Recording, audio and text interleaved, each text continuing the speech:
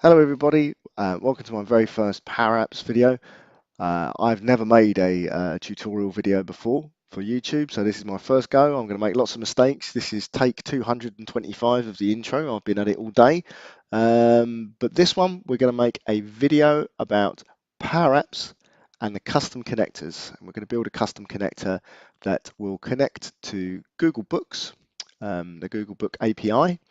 We will query the Google Book API using an ISBN number, which is the barcode on the back of a book, if you didn't know what that was.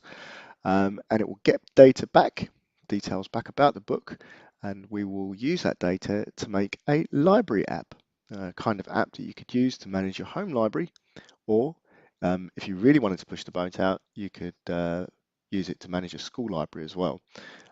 Just a note that the custom connectors in PowerApps requires that your users have a Plan 1 license. So that's, at the time of writing, about £5.40 a month for a Plan 1 license in the UK, and about $7.50 in the US last time I checked. So it's around about that kind of money. But that's the price you pay for all the apps you could want, not just one app. So it's for the platform, not for the individual components within it. So without further ado, let's get started and be prepared for some almighty great mistakes because it's my first video. Okay, so first things first, what's an API? An API is a place to go on the internet or on a computer to get data from a program. So it's a way that two programs communicate with one another, an application programming interface, API. And most APIs these days communicate using something called JSON, which sounds even scarier than API because it's an abbreviation with 4 letters rather than 3. JSON stands for JavaScript Object Notation. And you're probably thinking, God, JavaScript, that means I've got to learn to code. Well, that's not true at all. JSON is a human readable exchange format.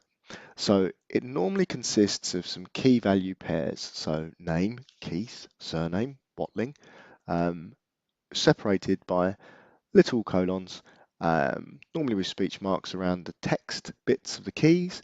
The values, however, can be anything you like. They can be strings, which is text, they can be numbers, and they can be lists of things, so an array. They are normally, the whole thing is normally wrapped in curly braces, or if it's an array, square brackets. I'm going to put some bit on the screen now, which is some introduction to JSON. And this bit of it here, this is pretty much what JSON looks like, but with a few more speech marks. So let's have a look at the Google API documentation. So this is where you're going to come to learn about your API. You're going to have to find some sort of documentation for your API. Trying to build anything without the documentation for an API is very, very tricky. You will be going to something called an endpoint to get your data, and that generally refers to this part of the web address. So this is your endpoint, the end of the web address, I like to think of it as, and then you're going to pass in some queries afterwards to give you the data. Now, what comes back from this Google Maps API, this Google Books API, is this stuff, JSON. So here's actually what you're going to get back. It's going to be a little bit more complicated than this, but this is what it's going to look like. So this search term up here, so this request here, is going to be a GET request to Google Books. And the query, this little Q here, that's just a keyword for query, equals flowers and the author keys. So that's going to be the author. So in author is keys, and this key bit at the end here is referring to your API key. To use a GET request, you don't need an API key for the Google Books, but if you want to do things like put and patch, which is where you send information to the internet, you're going to need to use your API key. So let's have a look at what you're going to come back. So the kind of things that we're going to expect back from our API is the kind of thing it is. So books and volumes of books and some items. And these items are going to be a list of items. So we're going to get back potentially more than one book. So inside here, we're going to have, this is a object within the JavaScript, and those little dots are just saying that there might be more or less. The author here is potentially a list of authors because there might be more than one of them.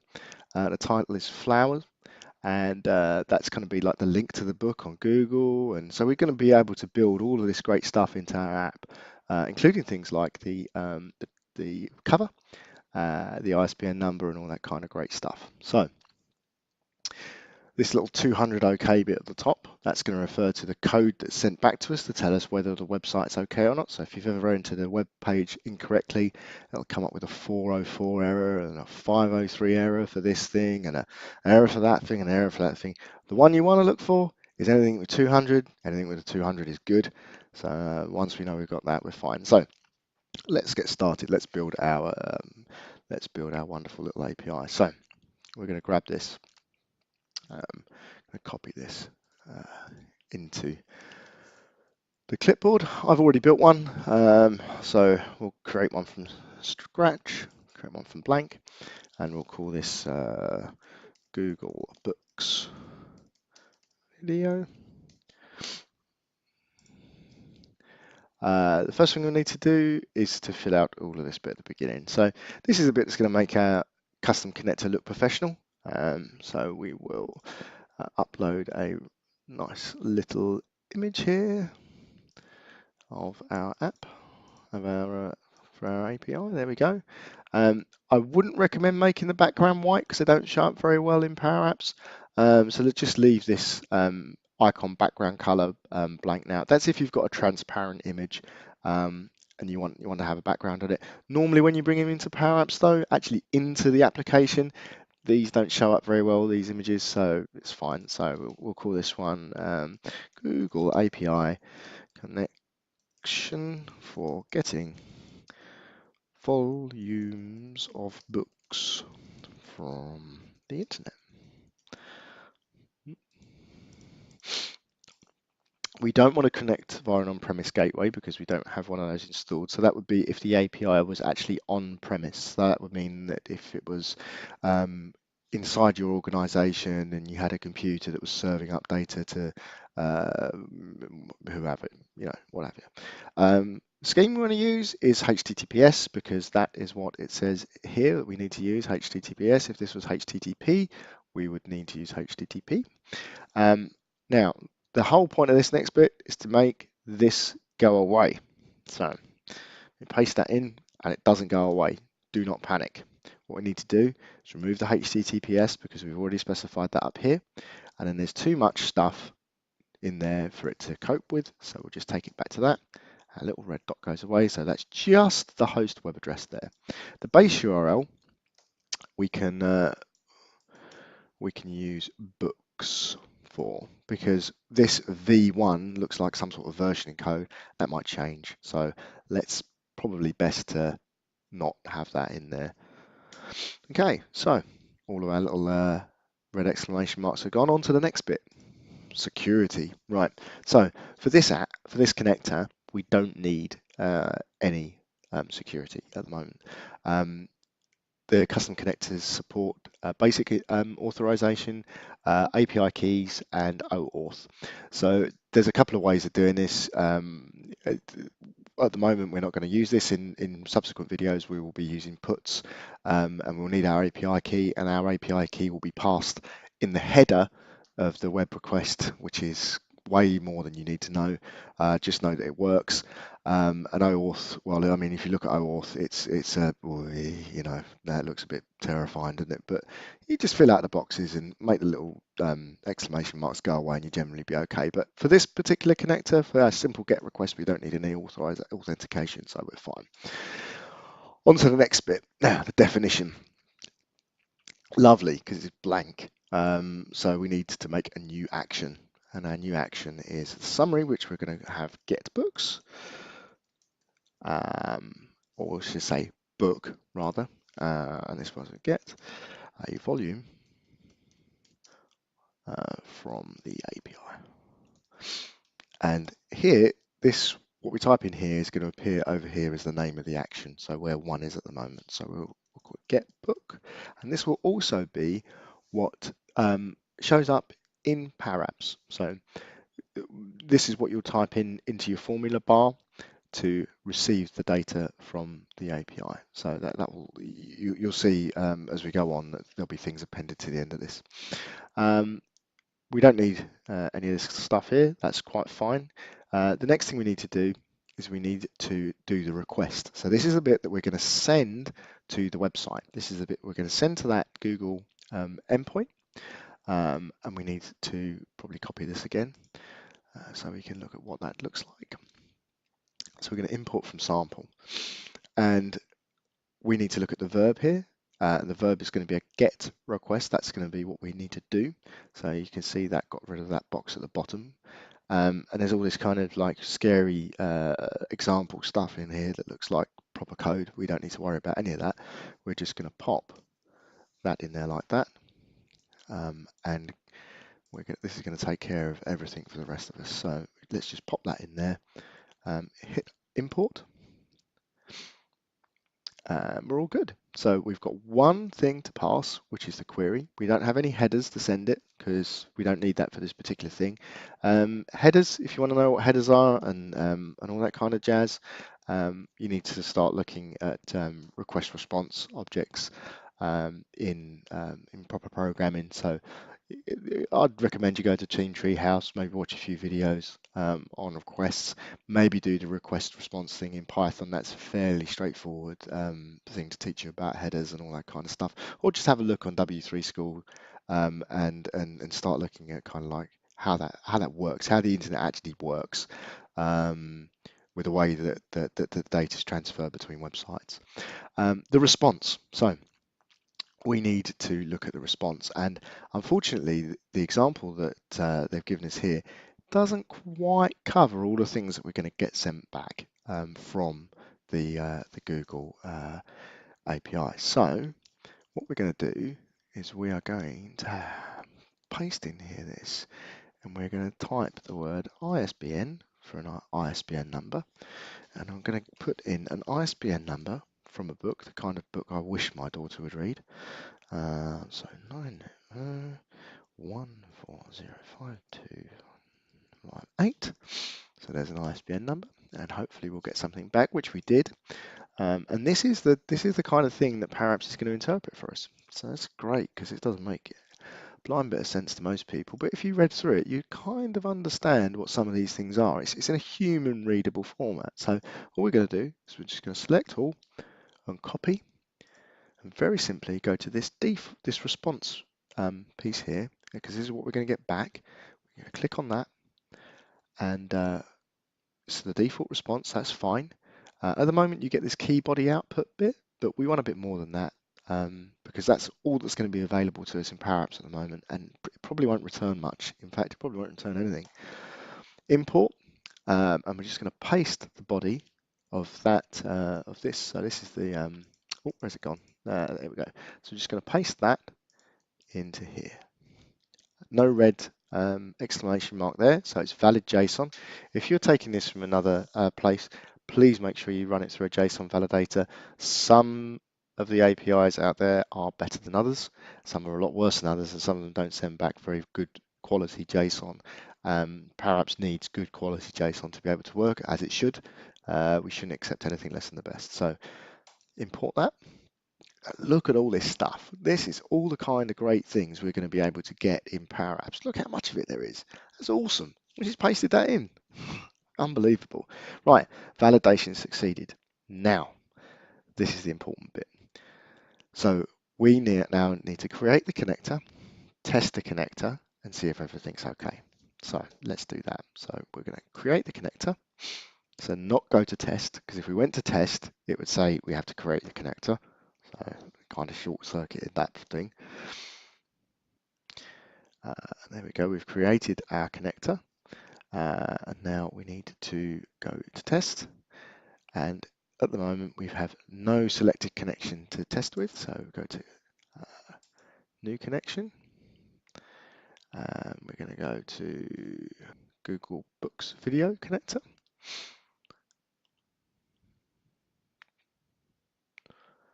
And hopefully the little spinny circle is going to do us a treat and let us in. Tick tock, tick tock. This is riveting video, isn't it? I mean, have you ever seen something so exciting? I haven't. And I've watched some really boring films. Like this is particularly good. This one. I'm going to pause it in a minute. And this is the point where you need to get your tea out, because creating a connector and testing the connector can take a little bit of time. So I'm going to pause the video, pause the recording, and I'm going to come back in a minute when it's done.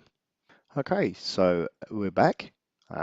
It took a little bit of spinning. I kind of clicked out on it, clicked back into it, and let's have it. Oh, sorry. Do apologise for my sniffing. Oh, a bit of a cold. It is England.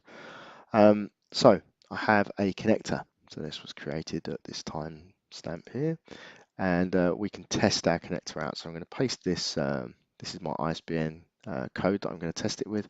I hit test operation. You can see it. I'd already run it there. It's sneaky, and there it's giving us a response 200. However, there are quite a lot of instances where you're going to get a 404 if you rush this. So if you're doing this, and if it's the first time you're doing it, you're probably going to get a 404 if you rushed. Now that isn't to say that you've made a mistake. It just takes a while to provision the connector. So because we've done a bit of talking, it's kind of been enough time for it to get done. But if you're doing this without listening to me waffle on, you're going to end up rushing into it. It will come up with a 404 and you'll think, oh my God, it hasn't worked. And you'll be clicking the button and it still won't work, and it still won't work, because I think the more you hit it whilst it's provisioning, the longer the error lasts. So make yourself a cup of tea, go and do the washing up, come back and see. And once it's created, then you can start messing around with it and kind of doing all the bits and pieces. But we've got a response of 200. Everything's good. Everything's coming back okay. So sorry, me sniffing again, into PowerApps. So let's just create a blank app and see if we can get anything back with the connector that we've just built. Now I've already built an app using the other connector that we built, which is just exactly the same, absolutely nothing different whatsoever. But we will bring it in just to see if it's worked. Fingers crossed, everything's good. So we've got Google Books video there, and like you said, you see how that didn't. Oh well, we got the picture this time. Oh, that's nice. So we look nice and professional. Well, at least that's good. So all we need to do is we'll have a little label input there, and we'll have a button. And all I'm going to do is just come down here and go clear collect, and we'll use get books video get book. You see, that's come in. Brilliant. We need to pass it a string. So, I mean, we could use that text box actually, but well, let's use a text box because we're doing things properly. Text box input 1 dot text. Shut that off. Oh, we need to give our collection a name. So we'll call our collection book. And there we go. What have we got a red squiggly under there? Has some invalid arguments. Oh dear. Because, my mistake, I've been playing around a lot with endpoints. So things that need to change here, the endpoint changes. So this bit would change the endpoint. So this would be in like a little square squiggly wiggly. But this one, we actually need to specify this in curly braces. So Q, like that. And then we're going to give it back. So this here is now ready to go. So we've got our query. We've got our it's like a variable, like a collection in PowerApps, the way that this records it. So this is everything after the this bit has to go in the squiggly wiggly. There is a way of changing the endpoints before this, and I'll show you that in a minute. So what we're going to do is we're just going to come to Bella's not to Bella's library, because that's mine. We're going to grab this here, and we're going to go into play. We will paste that in there, hit the button, and let's have a look, see what's collected. Oh, now, look, see. So total items, that's how many things are in there. Kind, books and volumes. And what's this here? This is a record in a record. So this is like a collection in a collection. So let's have a look in here. Look at all this lovely stuff that we've got. So access, I don't know what that is in there. Look, okay, yeah. All sorts of things. Text to speech, web reader, the link. So we could do an app for people with visual impairments. That would be cool. Let's go back up. But this is the information that we want in here, which is the volume info. So in the volume info, we've got great things like the description. We've got things like a link. We've got the title. Yeah. We've got all sorts of stuff in there. Publisher, pages, whether it's mature or not, so we can make sure it's good for our kids. Yeah, great. Even, oh look, we're even going to be able to get the thumbnail for the book as well, so that's really exciting. So let's have a look at the app that I've already built. So this is the app, it's called Bella's Library, and you can query the book by various things. So I've just made it with ISBN as standard, but you could, according to the API guidelines, you can query just the volumes bit with all these kind of things here. So returns the results where the text following this keyword is found in the title. So you could do like a partial lookup of the title. You could have kids search for anything you wanted. Same with the author, the publisher, the subject. But in this case, this is going to be the librarian's app. So this will be for her, he or her categorizing the books and adding the books to the library, managing the library. So we are just interested in this ISBN number. So I have a CDS instance called books, and in there we've got things like the author, got things like the title, and all that kind of stuff. So let's play our app. I'm going to paste in this part of the ISBN number because I've got some concatenation going on with inside the where's my app gone? There it is. And I've got an on-change event for this text box, and there's Treasure Island, so I'm going to add that to my library, and we'll do a few more. We will add the kind of books that my daughter actually reads, which is Bad Mermaids. Now, I would love to say that I'd cracked how to read the barcodes on these books, but unfortunately I haven't. So we will build 3 of them in there. We'll put 3 books in there. I believe that with the new Cordova barcode scanner, that we'll be able to scan in these barcodes, which would be absolutely awesome. Because imagine the kids being able to use a barcode scanner in school to scan their books in and check them out of the library and all that kind of stuff. I mean, it's just fantastic.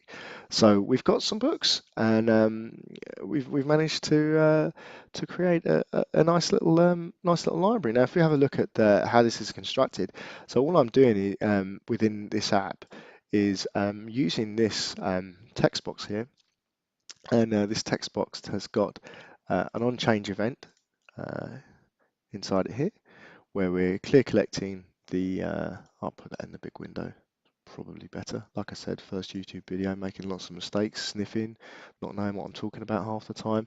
So yeah, so look, I mean, I've got my ISBN number, but we could have a drop down in here to say, look it up by, like a drop down to say, look it up by author, look it up by text. We could do a multiple or 2. We could have a whole bunch of text boxes that populated that query string.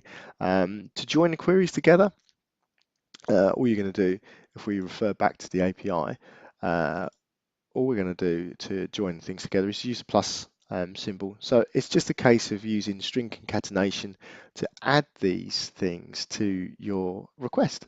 Then when you separate them, you won't do that because this will be that you generate additional fields, and these additional fields will be key. So so the PowerApps connector would take care of this ampersand for you.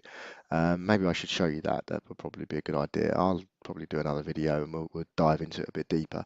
But yeah, you could literally sling all of these things together and do a really complicated lookup to find, something by the title, the author, the publisher, where you didn't really know what it was. I mean, the publisher, theoretically, if you found like Penguin Books or something like that, that could return, way more books than we'd be able to deal with. But, them's the breaks. So we've used our collection that we've got here, which is book, and we're drilling into this items field there. So how are we doing that? So let's just have a little look at that so we can kind of see that that thing. So if we select the gallery, you can see how I'm drilling into that using the items. I've just literally, because there's only one book, there's only one group of items ever returned, so I'm just calling first on it just so I can get access to this items, and then we're using things like it's now that items is a set of records, it's tabular data. So I've got all this lovely rich content that I can put here. So I'm getting the thumbnail, I've got the title, so this item inside volume info, I've got the title, and I could change this from this item. We could do something like stick a label in there, maybe even a button or something, but we could stick a label in there and we could say what else is available to us. So we could look at the access info. So that's for people with learning visual impairments and things. So look, web reader link. We could put the web reader link in there. We could have that like as a deep link. So we can access that. So it's just absolutely fantastic. I love APIs, love what you can do with them. Have a think about what you can do. Go out there and build one, build this one. My plan is to build this up a little bit. I'd love to release it to some schools and some parents and stuff and see what happens to it. I'm going to include the MS app file in the links, so you can remix it, do what you like with it. I'll also include the connector.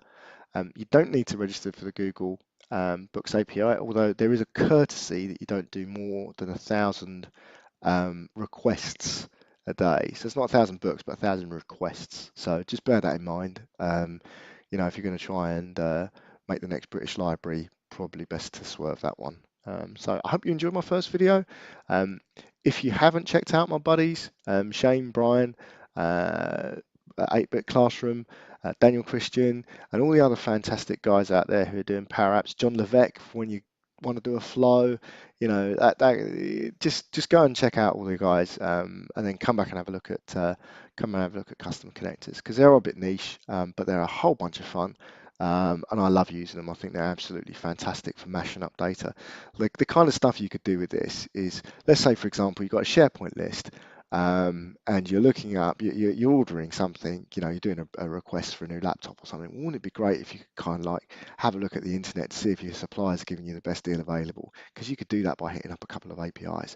So that would be like, that's a really sexy inclusion to have in something that's looking at something quite mundane. And this kind of stuff allows you to do it. So just go and have fun with them. Hit me up in the comments if you've got any questions.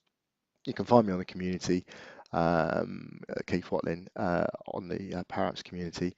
And yeah, go and make some apps. Speak soon.